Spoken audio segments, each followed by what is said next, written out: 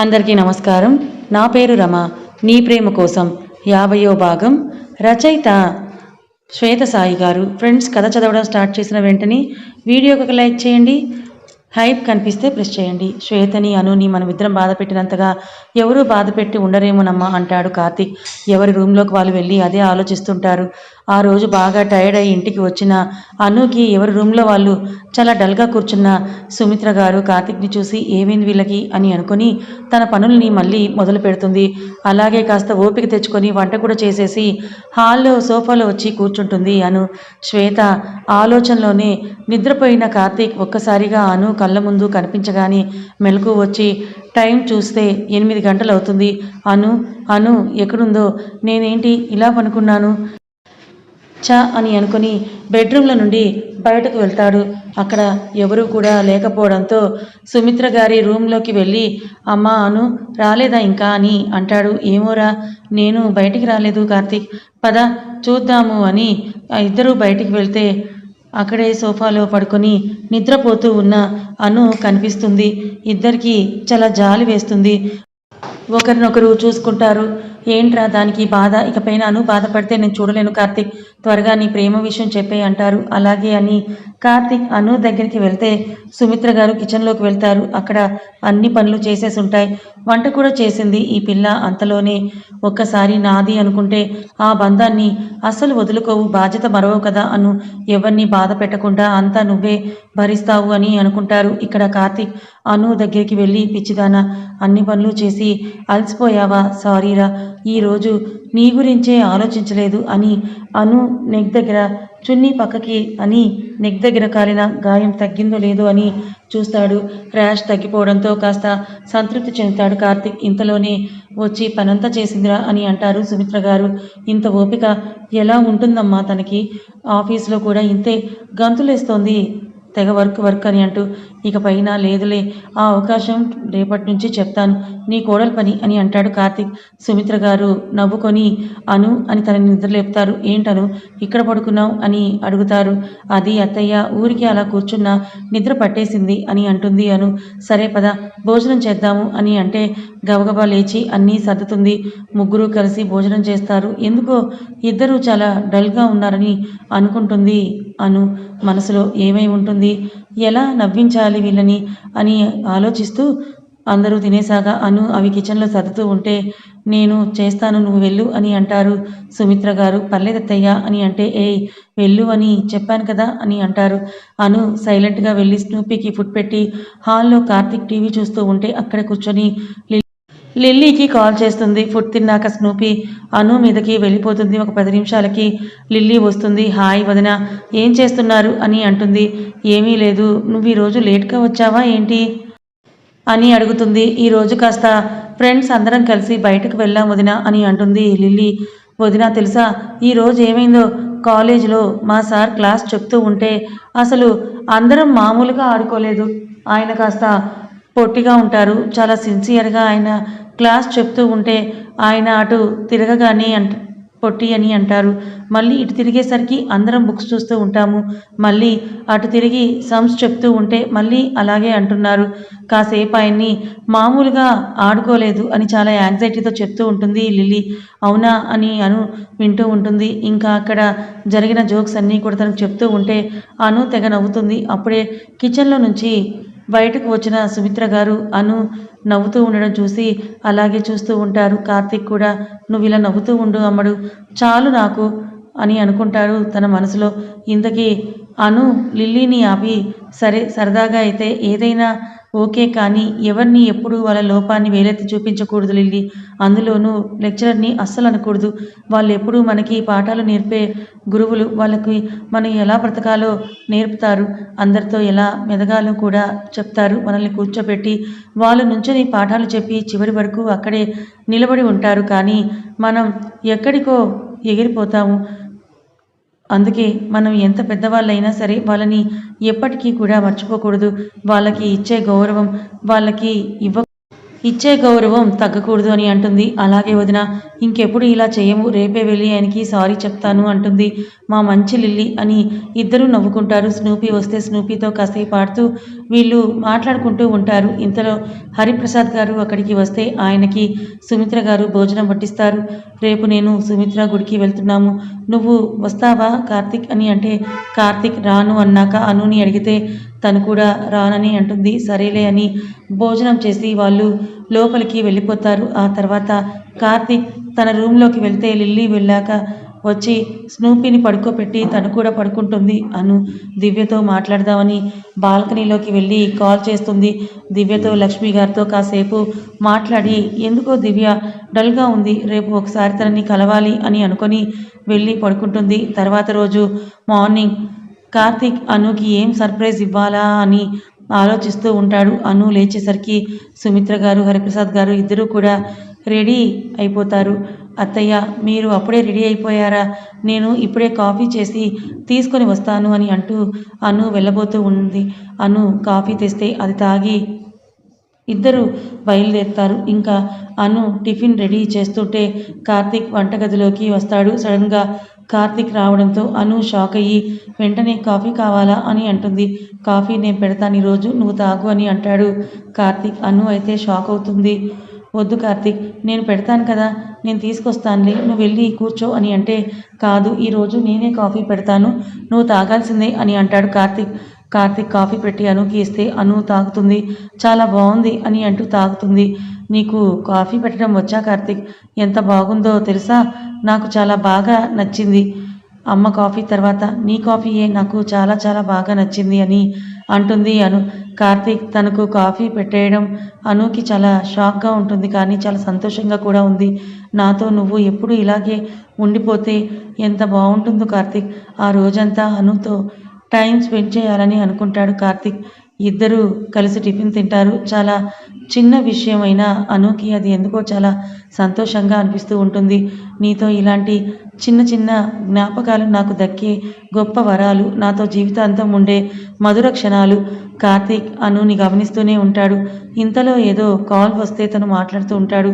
తన ఫ్రెండ్స్ అందరికీ ఆల్రెడీ శ్వేత డీటెయిల్స్ని పంపిస్తాడు కార్తీక్. ఎవరో తనకి కాల్ చేసి ఒకసారి రమ్మంటే ఇప్పుడే వస్తాను అని బయటికి వెళ్ళొస్తా అను, చాలా ఇంపార్టెంట్ వర్క్ బాయ్ అని చెప్పి కార్తీక్ వెళ్ళిపోతాడు. అయ్యో ఈరోజు అంతా కూడా ఉంటావు ఇంట్లోనే, నీకు సైట్ కొట్టుకుందాము అని అనుకున్నాను అని అను తన పని చేసుకుంటూ ఉంటుంది. వంట కూడా చేసి ఆఫ్టర్నూన్ అయినా ఇంకా కార్తీక్ రాకపోయేసరికి స్నూపీతో ఆడుతూ ఉంటుంది అను. కార్తీక్ తన ఫ్రెండ్ అయిన పోలీస్ ఆఫీసర్ రాజీవ్ దగ్గరికి వెళ్ళి ఎక్కడ్రా తను అని అంటే, ఇది వరకు ఇక్కడే ఉంది అని శ్వేత డీటెయిల్స్ తెలుసుకుంటాడు.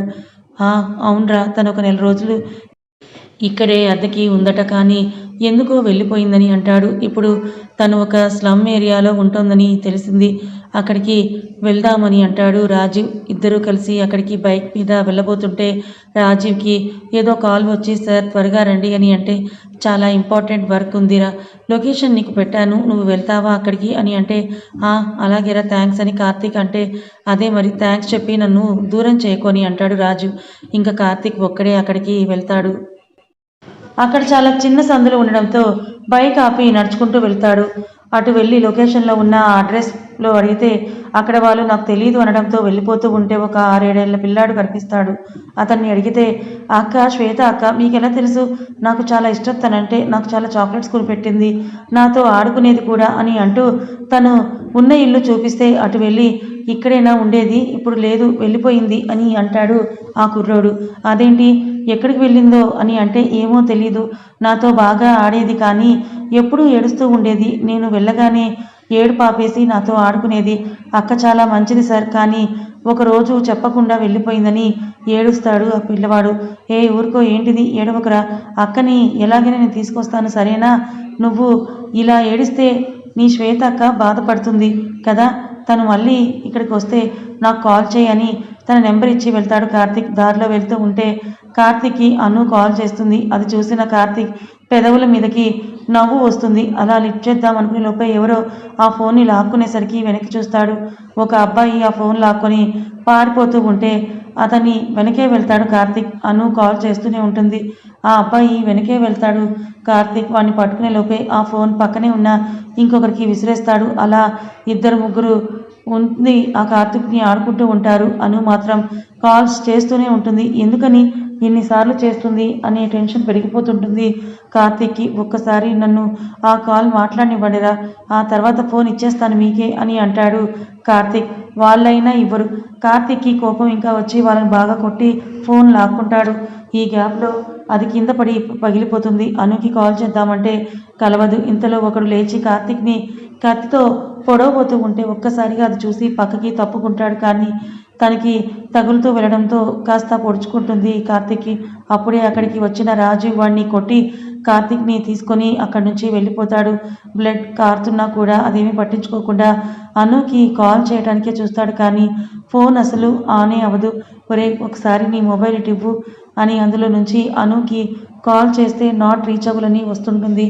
అరే ఇటు చూడు బ్లడ్ ఎలా వస్తుందో నీకు అని అంటూ షర్ట్ నుంచి కారుతున్న బ్లడ్ చూపిస్తూ అంటాడు.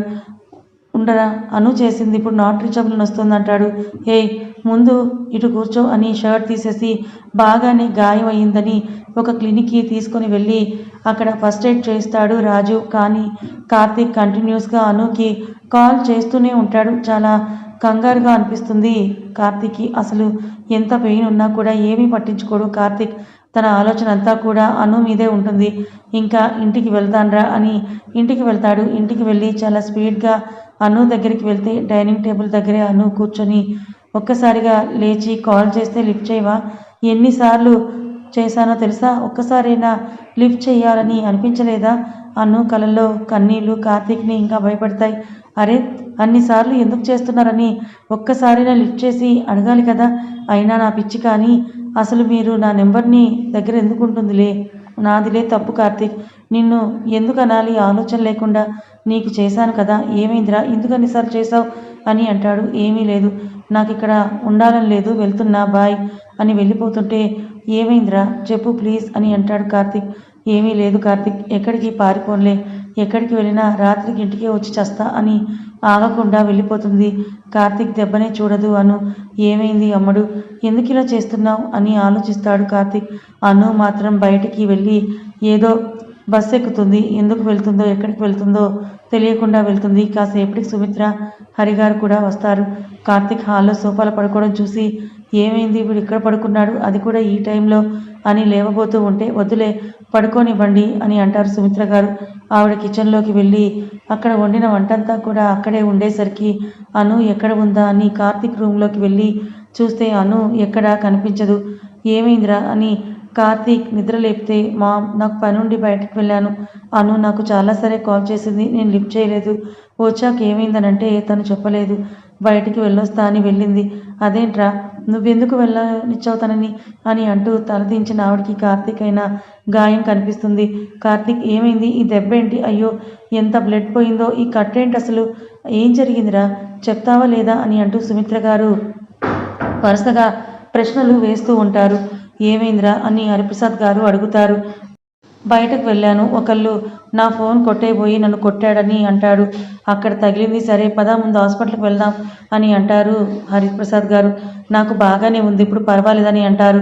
ఆల్రెడీ ట్రీట్మెంట్ జరిగింది అని చెప్తాడు. అను ఎక్కడికి వెళ్ళిందో తెలియట్లేదు, ఒక్కసారి మీరు కాల్ చేయండి, నా ఫోన్ లిఫ్ట్ చేయటం లేదు, తనకి ఇష్టం లేదనుకుంటా అని అంటాడు కార్తీక్. హరిప్రసాద్ గారు కూడా కాల్ చేస్తూ ఉంటారు. ఫోన్ రింగ్ అవుతూ ఉంటుంది కానీ కాల్ లిఫ్ట్ చేయదు. ఒక 4-5 సార్లు చేసిన తర్వాత కూడా అను కాల్ లిఫ్ట్ చేయకపోతే మళ్ళీ కార్తీక్ తన ఫోన్తో కాల్ చేస్తాడు. అను కాల్ లిఫ్ట్ చేసి బిజీగా ఉన్నాను, ఒక అరగంటలో వస్తాను కార్తీక్ అని చెప్పి కట్ చేస్తుంది. ఏమైంది దీనికి, ఎందుకు ఇలా చేస్తోంది, నీకు ఇంత దెబ్బ తగిలింది అని తెలిసి కూడా ఎందుకు వెళ్ళింది కార్తీక్ అని అడుగుతారు సుమిత్ర గారు. అసలు అది నాకు తగిలిన దెబ్బని చూడలేదమ్మా అని అంటాడు కార్తీక్. చెప్పినట్టుగానే అరగంట తర్వాత అను ఇంటికి తిరిగి వస్తుంది. అను రావడం చూసిన సుమిత్ర గారు, ఏంటిది అను, అసలు చెప్ప పెట్టకుండా అలా వెళ్ళిపోతారా, కార్తీక్కి చూడు ఎంత పెద్ద దెబ్బ తగిలిందో, పట్టించుకునే పనే లేదా నీకు అని అంటారు కాస్త కోపంగా. అను వచ్చి కార్తీక్ నడుముకి ఉన్న కట్టును చూసి, అయ్యో ఏమైంది కార్తీక్, నేను ఇది చూడలేదే, ఎలా తగిలింది నీకు అని అంటూ తన పక్కన కూర్చొని అడుగుతుంది. అయ్యో చా నిన్ను చూసుకోకుండా వెళ్ళిపోయాను, సారీ కార్తీక్ అని కన్నీళ్లతో. అసలు ఎలా తగిలింది నీకు దెబ్బ అని అడుగుతుంది అను. కార్తీక్ అనునే చూస్తాడు, ఏం మాట్లాడు. నిజంగా ఇందాక చూసుకోలేదు, సారీ కార్తీక్. నొప్పిగా ఉందా, హాస్పిటల్కి వెళ్దామా అని మాట్లాడుతూనే ఉంటుంది అను. అనుని చూశాక సుమిత్ర గారికి కూడా బాధగా అనిపిస్తుంది. కంగారులో అనుని తిట్టానా అని. ఈలోపు డాక్టర్ వచ్చి కార్తీక్ని చూస్తారు. ఏం ప్రాబ్లం లేదు, టెట్ ప్యాక్ వేశారు కాబట్టి ఇబ్బంది లేదని అంటారు డాక్టర్. కానీ కాస్త కట్టు దగ్గర తడవకుండా చూసుకోండి చాలు అని అంటారు. అలాగే అంటుంది అను. ఏమైంది అసలు అంటే, ఒకడు నా ఫోన్ కొట్టేస్తుంటే వాళ్ళ వెంట పడ్డాను, వాళ్ళను కొట్టి ఫోన్ లాక్కుంటే ఒకడు కత్తితో పొడవబోయాడు, అది చూసి నేను తప్పుకుంటే ఒక్కసారిగా ఆ కత్తి ఇలా పొడుచుకుంది అని అంటారు. ఓ, నేను కాల్ చేసినప్పుడు కార్తీక్ ఇంత పెద్ద ప్రమాదంలో ఉన్నాడా, నేనే తనని అర్థం చేసుకోలేదు అని అనుకొని అక్కడి నుంచి బెడ్రూమ్లోకి వెళ్ళిపోతుంది అను. అను బెడ్ మీద కూర్చొని ఏడుస్తుంటుంది. నేను ఎక్కడ ఉంటే అక్కడ అందరూ ఇలాగే బాధపడుతూ ఉంటారేమో, కార్తీక్కి అలా దెబ్బ తగిలేసరికి రాలేదు, నేను కూడా అది చూసుకోకుండా తిట్టేశాను అని అనుకొని అలాగే పడుకొని ఏడుస్తూ నిద్రపోతుంది. కార్తీక్ కాసేపటికి లోపలికి వచ్చి అక్కడే పడుకొని నిద్రపోతున్న అనుని చూసి బాగా ఏడ్చినట్టు కన్నీళ్లు కనిపిస్తూ ఉంటే, ఎందుకురా ఇలా చేస్తున్నావు, నీ బాధ ఏంటో నాతో చెప్పుకోవచ్చు కదా అని అనుకొని వెళ్ళి ఫ్రెష్ అయి వస్తాడు. ఇంకా అను అలాగే నిద్రపోయి ఉంటుంది. ఏమైంది ఈ టైంలో, ఎప్పుడు పడుకోదే, ఇలా నిద్రపోతుందేంటి అని నిద్రలేపుతాడు.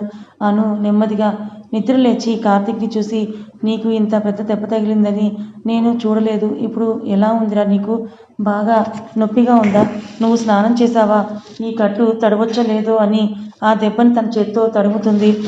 తడవలేదులే, బాగా నొప్పిగా ఉంది అని అడుగుతుంది చాలా లో వాయిస్తో. కార్తీక్ కలలోకి చూస్తూ, ఇప్పుడు అంత పెయిన్ ఏమీ లేదులే, బాగానే ఉంది, పద భోజనం చేద్దామని అంటాడు కార్తీక్. నాకు ఆకలిగా లేదు కార్తీక్ అని అంటుంది. ఏమైంది, ఎందుకు అన్నిసార్లు నాకు కాల్ చేసావు అని అడుగుతాడు. ఒక్కసారిగా అను కళ్ళల్లో నీళ్లు తిరుగుతాయి. మళ్ళీ వెంటనే ఏం లేదులే పద భోజనం చేద్దామని అంటూ బెడ్రూమ్ నుంచి బయటకు నడుస్తుంది. అది కార్తీక్ గమనిస్తాడు. ఏమైందమ్ముడు, ఎందుకు ఇలా బాధపడుతున్నావు నువ్వు, ఏదో జరిగింది, ఏం జరిగిందో నేను తెలుసుకోవాలి అని అనుకొని తను కూడా బయటికి వెళ్తాడు. ఇక అందరూ కలిసి రావడంతో అందరూ కలిసి భోజనం చేస్తారు. నెక్స్ట్ డే మార్నింగ్ అను 4 గంటలకి నిద్రలేచి పనులన్నీ కూడా చేసేస్తుంది. 7 గంటలకి నిద్రలేచిన సుమిత్ర గారు, ఏంటను అప్పుడే అన్ని పనులు చేసావు, పొద్దున్నే లేచావా అని అడుగుతారు. ఏం లేదు అత్తయ్య, మెలకు వచ్చింది, వచ్చి లేచి చూశాను, మీకు కాఫీ తీసుకురానా అని వెళ్ళి కాఫీ తీసుకొని వస్తుంది. అంతలో హరిప్రసాద్ గారు కూడా వస్తే ఆయనకు కూడా ఒక కప్పు ఇచ్చి తను మళ్ళీ కిచెన్లోకి వెళ్ళిపోతుంది. ఇంకా అను రెడీ అయిపోయి ఆశ్రమానికి వెళ్తుంది. రిషితో కూర్చొని కాసేపు మాట్లాడి, ఎందుకు రిషి నువ్వు లేవట్లేదు, ప్రతి ఒక్కరి జీవితంలో చాలా కష్టంగానే ఉంటాయి, కష్టం వచ్చిన ప్రతిసారి చనిపోదామని అనుకుంటాము, కానీ అది మన కోసం ఉన్న వాళ్ళకి చాలా బాధనిస్తుంది, వాళ్ళకి అంత బాధనిచ్చే హక్కు మనకి ఎక్కడిది, నువ్వు నిజంగా తొందరగా లేరిషి, ఇంకా ప్రాణాలతో ఉన్నావంటే నీ కోసం పరితపించే ప్రాణాలు చాలా ఉన్నాయనే అర్థం, అట్లీస్ట్ వాళ్ళ కోసం అన్నా నువ్వు త్వరగాలి అని అక్కడి నుంచి ఆఫీస్కి వెళ్ళిపోతుంది అను. కథ ఇంకా ఉంది. కథ నచ్చితే లైక్ చేయండి, మరి కొంతమందికి షేర్ చేయండి. Thank you so much.